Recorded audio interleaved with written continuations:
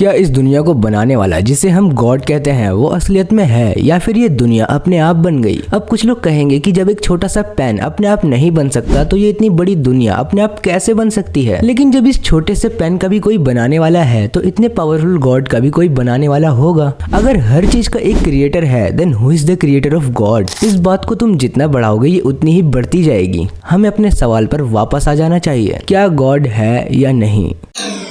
आज ये इस वीडियो में क्लियर हो ही जाएगा, इसलिए एंड तक देखना और थोड़ा सा कष्ट करके एक लाइक जरूर कर देना।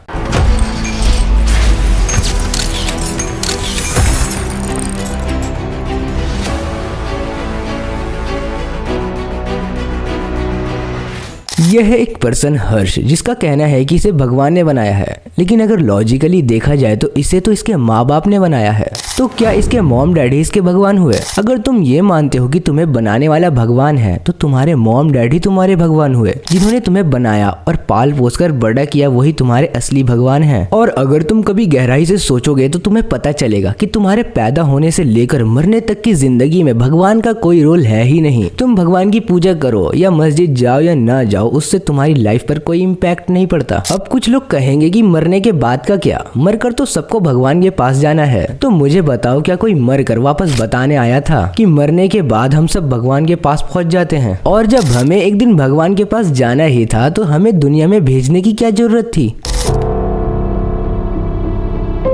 यह है दुनिया की टॉप 10 हैप्पीएस्ट कंट्रीज और इन कंट्रीज की most of the population atheist है जो कि भगवान को नहीं मानती, जिससे साफ पता चलता है कि गॉड का हमारी लाइफ से कोई रिलेशन नहीं है। दुनिया के सभी रिलीजन्स स्टोरी बेस्ड हैं और अगर तुम इन स्टोरीज में लॉजिक ढूंढने चलोगे तो तुम्हें पता चलेगा कि ये सब तो बस कुछ भी उठाकर छाप रखा है जिनमें कोई सच्चाई नहीं है। अगर तुम ये सब चीजें किसी पंडित या हाफिज से पूछोगे तो वो तुम्हें धर्म का दुश्मन बता देंगे, क्योंकि उनके पास इसके अलावा और कोई जवाब ही नहीं है। तो क्या इन सब बातों से ये साबित होता है कि गॉड जैसी कोई चीज एग्जिस्ट ही नहीं करती? इसका जवाब है नहीं।